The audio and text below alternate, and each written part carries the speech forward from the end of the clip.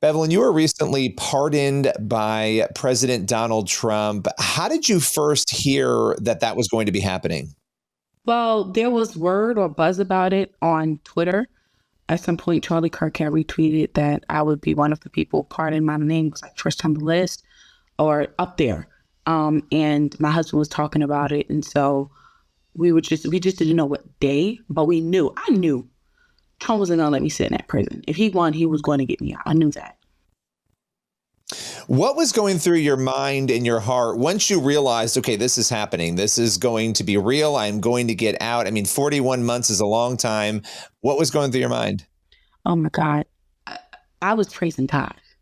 I was in the middle of my cell block, screaming, praying in the spirit, and praising God. Because once again, he delivered. Once again, and it's crazy because the week before that, or I think 2 weeks before that, God was talking to me about Shadrach, Meshach, and Abednego, and also Daniel. And he was like, when I told you no weapon formed against you shall prosper, Daniel did go in there then. Shadrach, Meshach, and Abednego, they were thrown in that furnace. But what was scheduled to happen to them did not come to pass. And he was basically weighing it on me like, listen, it's not going to happen. You getting out and seeing your daughter at 5 years old and missing most of her younger years, it's not going to happen. How long did you end up serving based on when you were convicted and went to prison? How many months was that? 3 months and some change, I think. 3 months and like 8 days. And you have a baby. You have a two-year-old, right? I mean, you have a small baby. So that's why you said she would have been 5 years old when you were done with this. Okay, let's talk about what led to all of this. For those who don't know the backstory, what was it that led to the charges, that led to the FACE Act claims, that led to you being imprisoned? Well, in 2020, I had a Jesus Matters rally. Okay, it was a 2-day rally. At this rally, police were present. Some woman claimed that I had slammed her hand in the door and that I had blocked the door, which both was not true. The police were present. I never got arrested. I never got a citation. There's even a video going around on Facebook where I have recorded an officer saying I never blocked the doors, right? So what was peculiar about my case is that they waited 2 years to prosecute me right after Roe versus Wade had been overturned to the states. And Letitia James had actually sued me for that rally and got an injunction on me, which kept me from being within 30 feet of the Planned Parenthood in New York, or I would be charged $5,000. So what they did was they sued me federally in a federally civil case. And then right after that, they charged me criminally in the case. So they had claimed, but in this lawsuit, they never claimed that I harmed anybody or any hand. That wasn't in the lawsuit. By the time it became federal, now it was like, oh, well, she hurt someone. But what they don't realize is that the woman who claimed that I slammed her hand in the door did not go to an urgent care until 5 days later, and they still found me guilty. So do you feel, when you look at this situation, that Roe v. Wade being overturned was a catalyst in your case being sort of ramped up against you?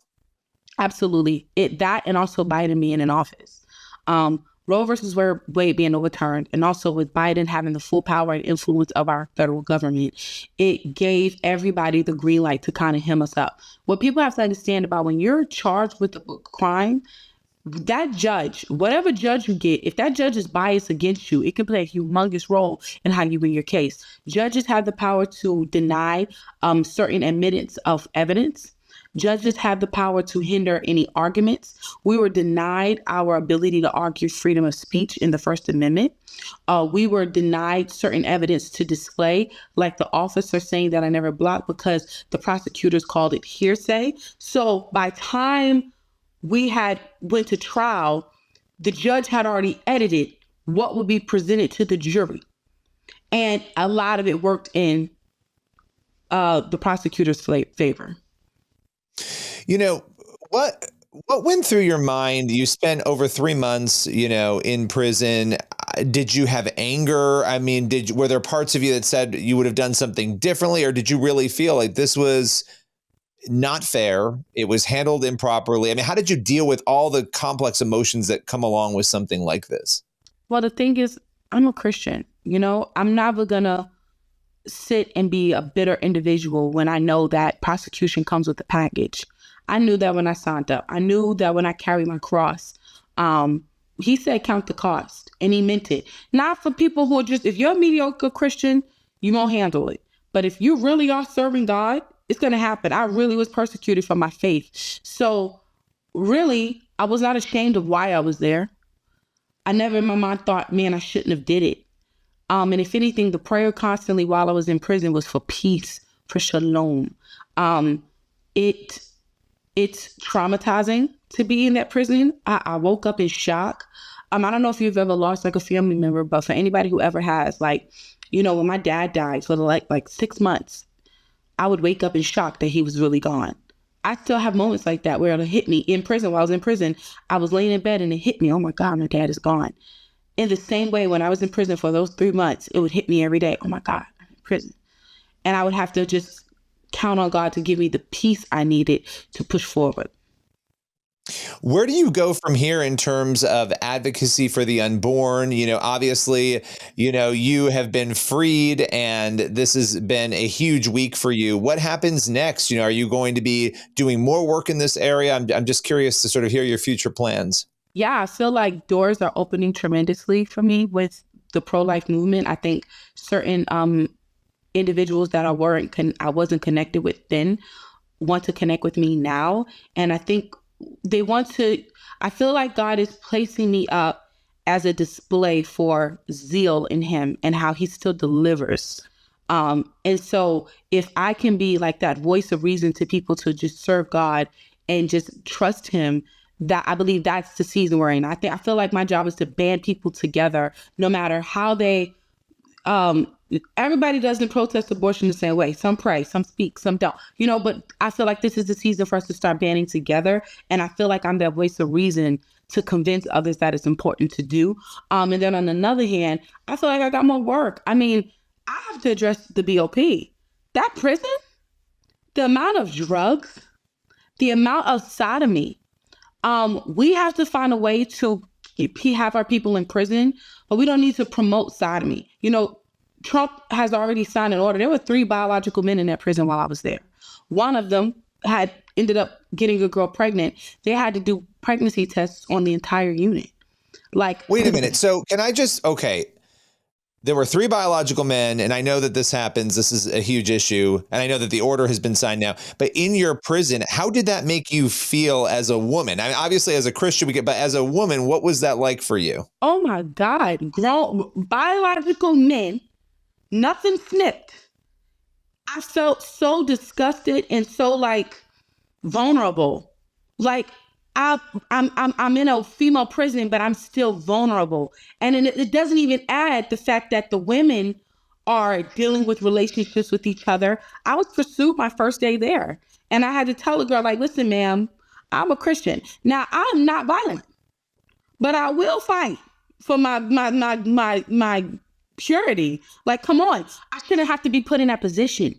The prison I was in, they did not write you up if you were affectionate with another female holding hands. They encouraged it. You had women that were in relationships living in cells together, and they were known as couples.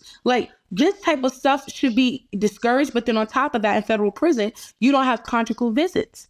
If I have a husband, God forbid I had to do my whole 3 years, it would have been a lot easier on me to at least family helps you reconcile and get back into society. Even if you're a drug dealer or murderer or whatever, some of them may go in unmarried, but may come out married with a family, and they may have bigger things to focus on than just selling drugs. So there's a lot of rehabilitation that has not been happening that has to happen. On top of that, illegal immigrants there that have been taking all the programs, you're on a waiting list. You don't experience programs because all the illegal immigrants are there getting them. So the reform on that alone is another plate of work that I have to work on, aside from being a voice for life.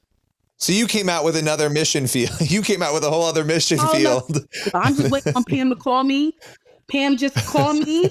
and let me know what you need. I will tell you. And on top of that, I have so many family members who've been in prison. So many people I know that are wanting to whistleblow without being vulnerable to the officers telling on them and vice versa to get this thing fixed. This has to be fixed. So, I've got to ask you, we've got a couple minutes here before we go.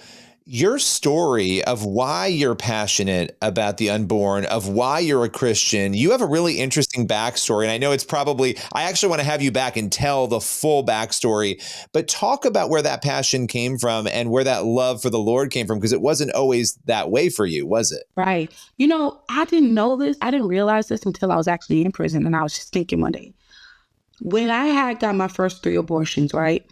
My first abortion, and this is crazy because I said this to the judge before sentencing. I said, you guys paint this yellow brick road for women to do what they want.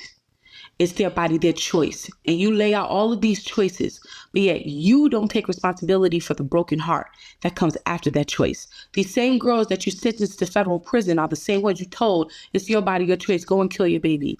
And you guys don't count the cost of the emotional pain that comes from having an abortion. I am a witness. When I was a little girl, I loved children. I've always been that way. Loved baby dolls, loved babies. It's just something that was a part of me, okay? By the time I had my first abortion, I started to see children as a burden. I started to see children as a hindrance. By my 3rd abortion, I was never mean to children, but I kind of was like, I don't want to be that girl just walking around with a baby. Like, I used to look down on the moms, like, they look at them, they're getting fat and their boobs are sagging because they have babies. I was very judgmental of them. When I got saved and I gave my life to Christ, I never had an issue repenting of my abortions because I always knew they were wrong. I never was so radical that I would sit and say, hey, abortion is healthcare. Let's make legislator for it. I never was that crazy, right? Because the word of God is really written on our hearts. We should know better. So once I repented of that and the Lord started to renew my mind and heal me of this hard heart, I had gained a hard heart for my abortions. Now I'm sitting here looking, I'm in prison and I'm reading a Bible comic book and I'm looking at the baby slain in the comic book, and I can't even look at a cartoon of a baby slain. I have such a love for children. I am so head over heels for kids, and it's just it was a passion that I didn't realize that Satan was trying to take from me, but God had ignited it in me for such a time as this. For the babies. These kids, when I stood out there, those kids were not just those women's kids. Those were God's kids. Those were my kids. Those were our future. And I still feel that way about them children, So if anything, God just reminded me and refreshed my heart on the zeal that he placed in me and that Satan tried to take from me regarding life. And as so many other women who were in the same position as me. Yeah, it's incredibly powerful to hear you say that. Final question for you. The video of you leaving prison, running up to your husband, your baby, that video has gone viral. And it's just, for you, obviously such a happy moment. What's your reaction to all of the reactions that are coming in from that video, all the people who have responded to it? It's like so emotionally overwhelming because I'm just like, first of all, some of my hardest friends, like Enrique, who just got released, J6, who just got pardoned, he was like, Bev, I have not cried in so long. When I saw that video, I cried. When I look at that video now, I tear up because I'm like, wow, like I'm back with my baby. Like a part of me was gone. And so to just watch the fullness of me be reconnected, like my husband is my half, we're one, and my daughter is the reflection of us. I was never really my full Bevelyn while I'm in that prison, separated from them. So like to watch myself come back together that day, it's like, I'm still trying to take it in, Yeah. Yeah. And I appreciate you talking to me because you and I were texting, I think the next day after you got out, and I appreciate you reaching back out and coming on, with us, because there's a lot going on and a lot of people wouldn't even take the time because you're trying to adjust to your new normal, your old normal that you got back. And I just appreciate you joining us today. Right. Thank you. I couldn't leave y'all hanging. The reality is I did not do this bit by myself. My supporters and my brethren in Christ, they did it with me. So I need the rest still. I'm still tired, but I feel like I don't want to just leave you guys hanging and leave you out of celebrating this. Usually I wouldn't have even recorded the video, but I was like, they deserve that. they deserve that moment because they rode with me through this. And so it's only right. Well, we're going to have you back soon to tell more of your backstory. I really appreciate your time today. Thank you so much for having me.